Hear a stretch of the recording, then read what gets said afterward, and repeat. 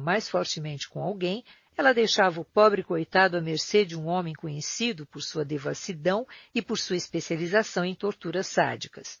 Em terceiro lugar, deve ser observado que grande parte do corpo da guarda estava simplesmente insensibilizada por tantos anos de convivência com o sadismo cada vez maior no campo de concentração. Foram principalmente essas pessoas embrutecidas em sua vida emocional que rejeitaram, ao menos para si, as atitudes próprias do sadismo. Mas foi também só isso, porque, naturalmente, nada empreendiam contra o sadismo dos outros. Em quarto lugar, porém, deve-se lembrar ainda que, mesmo entre o pessoal do corpo da guarda, havia sabotadores. Ele era integrante da SS. Após a libertação daquele campo, constatou-se um fato do qual somente o médico do campo, ele mesmo prisioneiro, tinha conhecimento até ali. O chefe do campo dera, em segredo, consideráveis somas do próprio bolso para que se pudesse arranjar medicamentos para os reclusos na farmácia do lugarejo mais próximo. Essa história ainda teve um epílogo. Após a libertação, prisioneiros judeus esconderam esse homem da SS e das tropas americanas e declararam a seu comandante que o entregariam única e exclusivamente sob a condição de não se tocar em um fio de cabelo seu sequer. O comandante das tropas americanas deu-lhes então sua palavra de honra como oficial militar e os prisioneiros judeus lhe apresentaram o ex-comandante do campo. O comandante das tropas reintegrou esse homem da SS em seu cargo de comandante do campo e ele organizou então para nós coletas de gêneros alimentícios e de agasalho entre a população dos vilarejos circunvizinhos. Em contrapartida, o preposto justamente daquele campo prisioneiro ele mesmo foi mais brutal que todos os guardas SS do campo juntos. Batia nos prisioneiros quando e onde, como pudesse, ao passo que o chefe não levantou o punho sequer uma vez, ao que eu saiba, contra qualquer dos seus prisioneiros. Daí se deduz uma coisa. Afirmar que alguém fazia parte da guarda do campo de concentração ou que foi prisioneiro no campo não quer dizer nada. A bondade humana pode ser encontrada em todas as pessoas e ela se acha também naquele grupo que à primeira vista deveria ser sumariamente condenado. As delimitações se sobrepõem. Não podemos simplificar as coisas dizendo os prisioneiros são anjos e os guardas são demônios. Pelo contrário, contrariando o que de modo geral é sugerido pela vida no campo de concentração, ser guarda ou supervisor e ter uma atitude humana para com os prisioneiros sempre será de certa forma um mérito pessoal e moral. Em contrapartida, é particularmente deplorável a baixeza do prisioneiro que inflige um mal a seus próprios companheiros de dor. É claro que essa falta de caráter é mais dolorosa para os reclusos, da mesma forma como um prisioneiro que é alvo do mais insignificante gesto humano que lhe fizer um integrante da guarda fica profundamente comovido. Lembro que um dia um capataz não prisioneiro furtivamente me passou um pedaço de pão. Eu sabia que ele só podia tê-lo poupado de seu desjejum. O que me abalou a ponto de derramar lágrimas não foi aquele pedaço de pão em si, e sim o afeto humano que esse homem me ofereceu naquela ocasião. A palavra e o olhar humanos que acompanharam a oferta. De tudo isso podemos aprender que existem sobre a Terra duas raças humanas e realmente apenas essas duas. A raça das pessoas direitas e a das pessoas torpes. Ambas as raças estão amplamente difundidas, insinuam-se e infiltram-se em todos os grupos. Não há grupo constituído exclusivamente de pessoas decentes, nem unicamente de pessoas torpes. Neste sentido, não existe grupo de raça pura, e assim também havia uns e outros sujeitos decentes no corpo da guarda. Sem dúvida, a vida no campo de concentração ensejava o rompimento de um abismo nas profundezas extremas do ser humano. Não deveria surpreender-nos o fato de que essas profundezas punham a descoberto simplesmente a natureza humana, o ser humano como ele é, uma liga do bem e do mal. A ruptura que perpassa toda a existência humana e distingue bem e mal alcança mesmo as mais extremas profundezas e se revela até no fundo desse abismo aberto pelo campo de concentração. Ficamos conhecendo o ser humano como talvez nenhuma geração humana antes de nós. O que é então um ser humano? É o ser que sempre decide o que ele é. É o ser que inventou as câmaras de gás. mas é também aquele ser que entrou nas câmaras de gás ereto com uma oração nos lábios.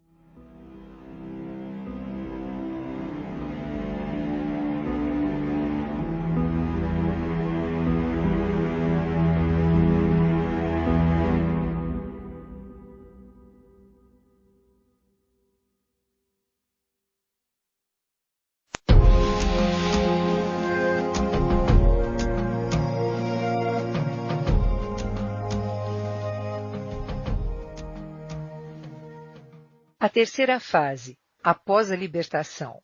Voltamos-nos agora para a terceira parte da psicologia do campo de concentração, a psicologia do prisioneiro recém-liberto.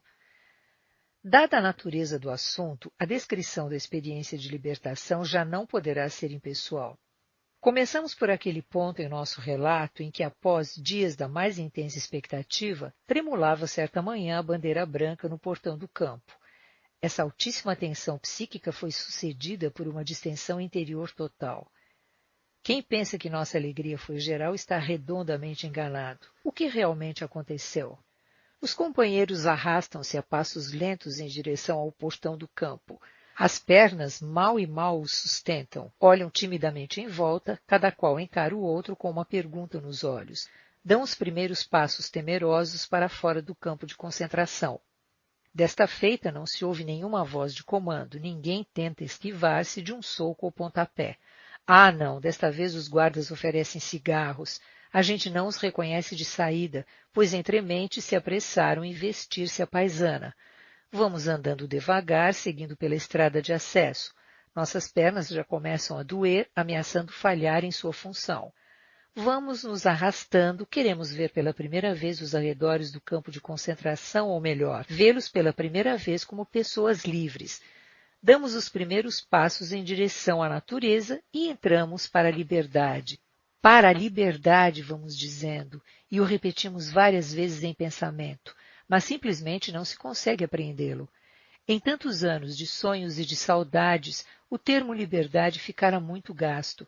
Seu conceito perder os contornos. Confrontado com a realidade, ele se confunde. A nova realidade ainda não consegue penetrar direito no consciente. Simplesmente não se consegue apreendê-la ainda. Chega-se a um campo. Nele se vêem flores. Toma-se conhecimento de tudo isso, mas não se chega a senti-lo. A primeira centelha de alegria salta ao perceber um galo de vistosa cauda multicolor. Mas fica nisto. Essa centelha de alegria e ainda não se participa do mundo. A gente senta-se debaixo de um castanheiro sobre um pequeno banco. Só Deus sabe a expressão do rosto naquela hora.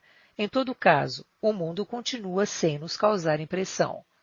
À noitinha, quando voltam a se reunir os companheiros em seu velho barracão, um chega para o outro e lhe pergunta às escondidas: "Diga-me uma coisa, você chegou a ficar contente hoje?" O outro responde: "Para ser franco, não." E fica envergonhado porque não sabe que com todos é assim. Literalmente, desaprendemos o sentimento de alegria. Será necessário aprender de novo a alegrar-se. Do ponto de vista psicológico, pode-se chamar de verdadeira despersonalização aquilo que os companheiros libertos experimentaram. Tudo parece irreal e improvável. Tudo parece apenas um sonho. Ainda não se consegue acreditá-lo. Foram demais, muito demais as vezes em que o sonho nos iludiu nesses últimos anos. Quantas vezes sonhamos que viria este dia em que nos poderíamos movimentar livremente? Quantas vezes sonhamos estar chegando à casa para abraçar a esposa, saudar os amigos, sentar com eles à mesa e começar a contar tudo aquilo que se passou durante esses anos? Quantas vezes antecipamos em sonhos esse dia de reencontros e agora realmente teria chegado este momento? Sempre havia 3 silvos estridentes ferindo o ouvido, dando o comando de levantar, arrancando a gente do sonho, da liberdade, e como mero sonho se revelava pela enésima vez. E agora deveríamos acreditar de uma hora para outra? Agora essa liberdade seria a realidade verdadeira? Mas é isso mesmo um dia. O corpo não tem tantas inibições como a alma. A partir do primeiro instante em que se lhe abre a possibilidade, ele aproveita a realidade e deita a mão nela, literalmente. A gente come a não poder mais, horas a fio, a metade da noite. Incrível quanto se consegue comer. Um ou outro recluso liberto é convidado por agricultores amáveis nas proximidades do campo, e então ele come, toma café e solta sua língua e começa a contar coisas horas e horas a fio. Descarrega-se a pressão que estava sobre ele durante tantos anos. A forma de contar dá a impressão de que a pessoa em questão estaria sob uma espécie de compulsão psicológica. Tanta é a ânsia de contar, a necessidade de falar. Pude observar esse fenômeno também em pessoas que, mesmo por pouco tempo, estiveram sob pressão muito grande, como, por exemplo, em interrogatórios da Gestapo. Passam-se dias, muitos dias, até que se solte não somente a língua, mas também algo dentro da gente. De repente o sentimento abre uma brecha naquela estranha barreira repressiva que o recalcara. E então, dias após a libertação, vais andando pelo campo livre, atravessando campinas floridas, rumo a um lugarejo nos arredores do campo de concentração. Cotovias se alçam para as alturas e ouves seu canto de alegria que ressoa no alto do ar livre. Em toda a volta não se enxerga viva alma. O que te cerca é campo aberto, a terra, o céu, o regozijo das cotovias e o espaço livre. Nada mais. Interrompes tua caminhada neste espaço livre, paras, olhas ao redor e olhas para o alto, e te prostras de joelhos. Neste momento não sabes muito de ti mesmo nem muito sobre o mundo. Dentro de ti apenas ouves as palavras e sempre as mesmas palavras. Na angústia gritei para o Senhor, e ele me respondeu no espaço livre. Quanto tempo ficaste ali ajoelhado? Quantas vezes repetiste aquelas palavras? A lembrança já não o sabe dizer. Mas naquele dia, naquela hora, começou tua nova vida. Isso sabes, e é passo a passo, não de outro modo, que entras nessa nova vida, tornas a ser pessoa.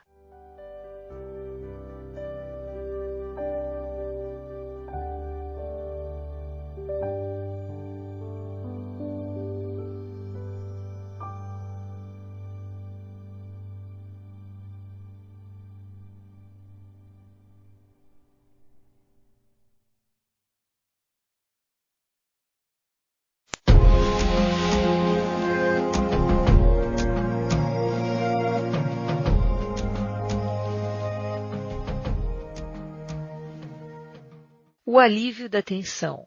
O caminho que vai da alta tensão psicológica dos últimos dias no campo de concentração, o caminho de volta dessa guerra de nervos para a paz da alma, não é de forma alguma livre de empecilhos. Está enganado quem acreditar que o recém-liberto do campo de concentração dispensa qualquer assistência psicológica. Em primeiro lugar, é preciso considerar que uma pessoa que esteve sob a incrível tensão psicológica de um campo de concentração por tempo prolongado, mesmo após a libertação, naturalmente está ameaçada por certos perigos psicológicos, justamente por causa da descompressão repentina. Esses perigos não são outra coisa, em termos de saúde mental, que o equivalente psicológico da doença do mergulhador.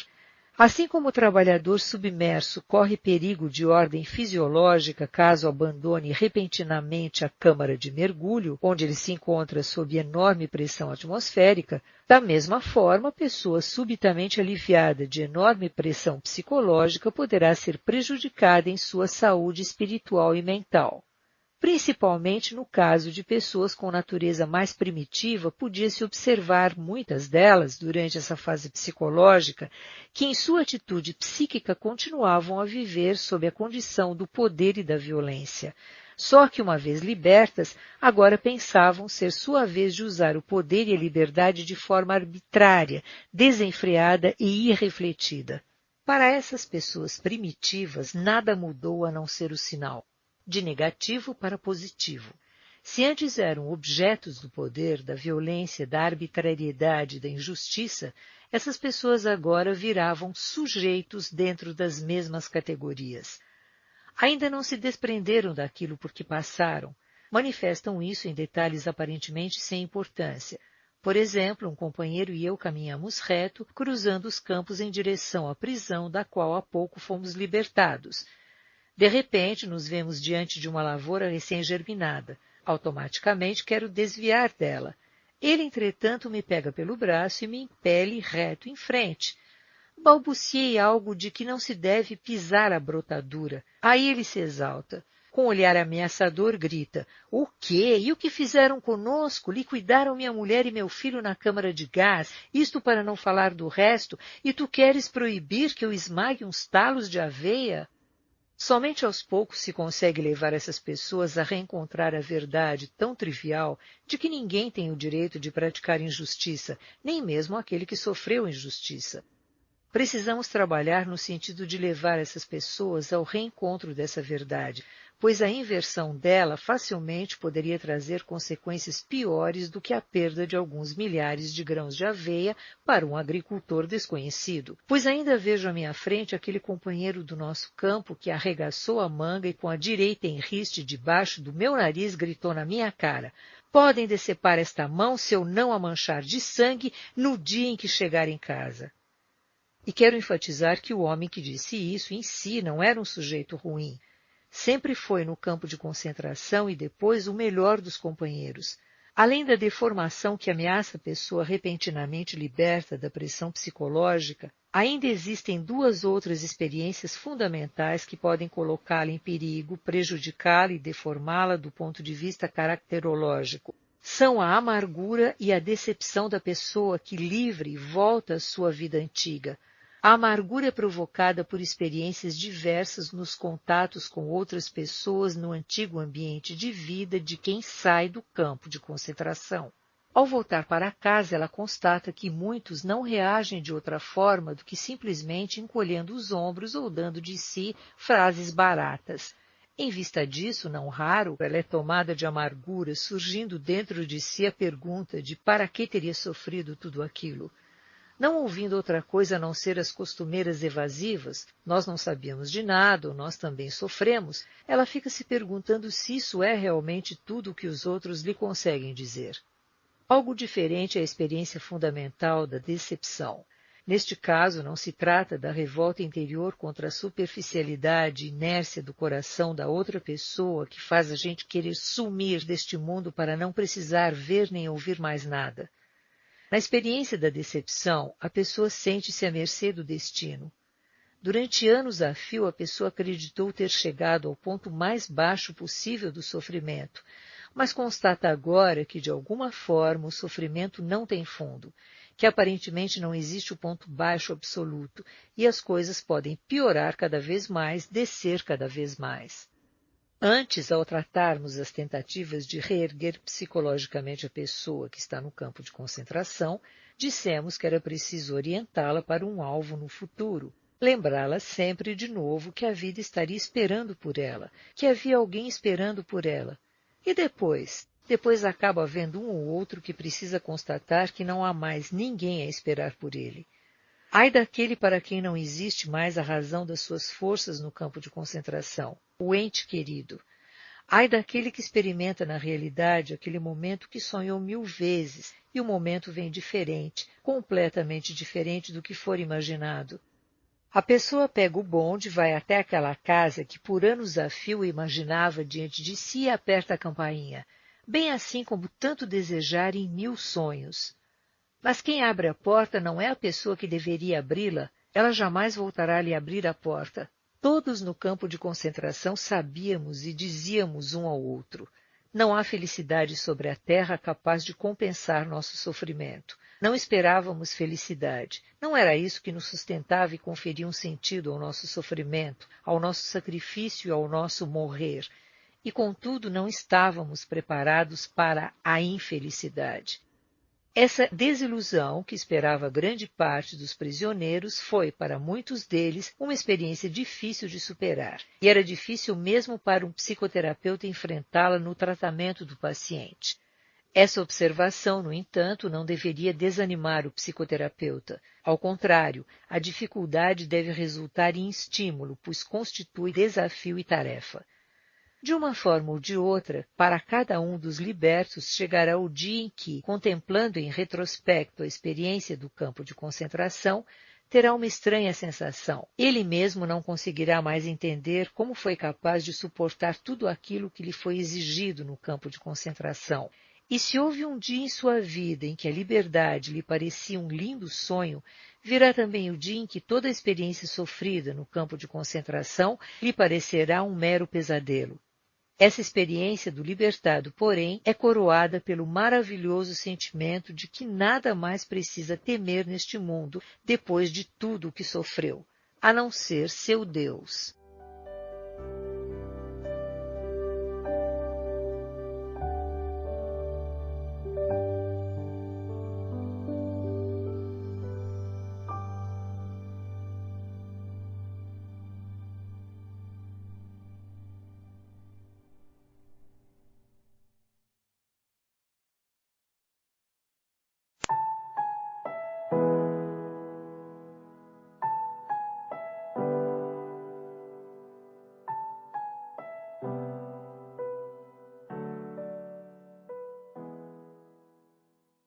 Conceitos fundamentais da logoterapia. Leitores da minha breve narração autobiográfica costumam pedir uma explicação mais completa e específica sobre minha doutrina terapêutica. Para vir ao seu encontro, acrescentei à edição original de Do Campo de Extermínio ao Existencialismo um breve resumo sobre o logoterapia. Mas isso não foi suficiente e tenho sido assediado por muitos que solicitam um tratamento mais detalhado da matéria. Por esse motivo, reescrevi por completo e ampliei consideravelmente o meu relato na presente edição. Não foi tarefa fácil. Transmitir ao leitor, dentro de um espaço restrito, todo o material que ocupa 20 volumes em língua alemã é empreendimento quase impossível. Isso me lembra aquele médico americano que certa vez apareceu em minha clínica em Viena e perguntou: "Então, doutor, o senhor é psicanalista?" Ao que respondi: "Não bem psicanalista, digamos um psicoterapeuta." Continuou ele: "Qual a escola que o senhor representa?" Respondi: "É minha própria teoria, chama-se logoterapia." "Poderia o senhor dizer-me numa única frase o que quer dizer logoterapia, ao menos qual a diferença entre psicanálise e logoterapia?" "Sim", repliquei. "Mas, em primeiro lugar, pode o senhor dizer-me com uma só frase o que pensa ser a essência da psicanálise?" Eis sua resposta. Durante a psicanálise, o paciente precisa deitar-se num sofá e contar coisas que às vezes são muito desagradáveis de contar. Ao que retruquei imediatamente com o seguinte improviso: "Bem, na logoterapia, o paciente pode ficar sentado normalmente, mas precisa ouvir certas coisas que às vezes são muito desagradáveis de ouvir." É claro que eu disse isso na brincadeira, sem a intenção de fornecer uma fórmula concentrada da logoterapia. Entretanto, ela não deixa de ter sua razão, uma vez que, se comparada à psicanálise, a logoterapia é menos retrospectiva e menos introspectiva. A logoterapia concentra-se mais no futuro, ou seja, nos sentidos a ser realizados pelo paciente em seu futuro. A logoterapia é, de fato, uma psicoterapia centrada no sentido. Ao mesmo tempo, a logoterapia tira do foco de atenção todas aquelas formações tipo círculo vicioso e mecanismos retroalimentadores que desempenham um papel tão importante na criação de neuroses. Assim, é quebrado o autocentrismo, self-centeredness, típico do neurótico, em vez de fomentá-lo e reforçá-lo constantemente. Obviamente, essa formulação simplifica demais as coisas. Mesmo assim, a logoterapia, de fato, confronta o paciente com o sentido de sua vida e para ele o reorienta. E torná-lo consciente desse sentido pode contribuir em muito para a sua capacidade de superar a neurose. Quero explicar por que tomei o termo logoterapia para designar minha teoria. O termo logos é uma palavra grega que significa sentido. A logoterapia, ou como tem sido chamada por alguns autores, a terceira escola vienense de psicoterapia, concentra-se no sentido da existência humana, bem como na busca da pessoa por esse sentido. Para a logoterapia, a busca de sentido na vida da pessoa é a principal força motivadora no ser humano. Por essa razão, costumo falar de uma vontade de sentido, a contrastar com o princípio do prazer, ou, como também poderíamos chamá-lo, a vontade de prazer, no qual repousa a psicanálise freudiana, e contrastando ainda com a vontade de poder enfatizada pela psicologia adleriana através do uso do termo busca de superioridade.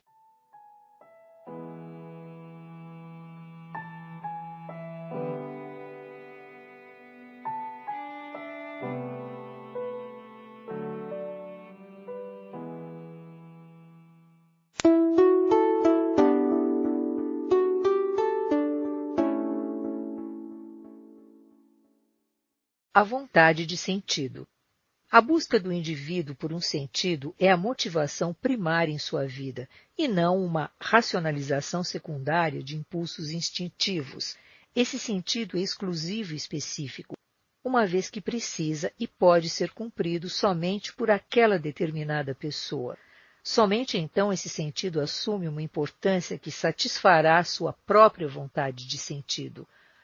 Alguns autores sustentam que sentidos e valores são nada mais que mecanismos de defesa, formações reativas e sublimações. Mas pelo que toca a mim, eu não estaria disposto a viver em função dos meus mecanismos de defesa. Tampouco estaria pronto a morrer simplesmente por amor às minhas formações reativas. O que acontece, porém, é que o ser humano é capaz de viver e até de morrer por seus ideais e valores. Anos atrás, realizou-se na França uma pesquisa de opinião pública. Os resultados mostraram que 89% das pessoas consultadas admitiram que o indivíduo precisa de algo em função do qual viver, e 61% admitiram haver algo ou alguém em sua própria vida pelo qual estariam até prontas a morrer. Repeti essa pesquisa na minha clínica em Viena, entre pacientes e funcionários, e o resultado foi praticamente igual àquele obtido entre milhares de pessoas pesquisadas na França. A diferença foi de apenas 2%. Outra pesquisa estatística com dados de 7.948 alunos em 48 universidades foi conduzida por cientistas sociais da Universidade Johns Hopkins. Seu informe preliminar é parte de um estudo de 2 anos patrocinado pelo Instituto Nacional de Saúde Mental. Perguntados sobre o que consideravam muito importante para eles naquele momento, 16% dos estudantes responderam ganhar muito dinheiro. 78% afirmaram que o seu principal objetivo era encontrar um propósito e sentido para a minha vida. Naturalmente, pode haver casos em que a preocupação de um indivíduo com valores é, na realidade, uma camuflagem de conflitos interiores ocultos. Mas esses casos são, antes, exceções à regra, e não a regra em si. Nesses casos, realmente temos que lidar com pseudo-valores, e como tais eles terão que ser desmascarados. O desmascaramento, entretanto, deveria cessar no momento em que nos deparamos com o que é autêntico e genuíno na pessoa, por exemplo, o desejo do ser humano por uma vida, tanto quanto possível, dotada de sentido. Caso não parar ali, a única coisa que o psicólogo desmascarador realmente desmascara é seu próprio motivo oculto, a saber, sua necessidade inconsciente de degradar e depreciar o que é genuinamente humano no ser humano.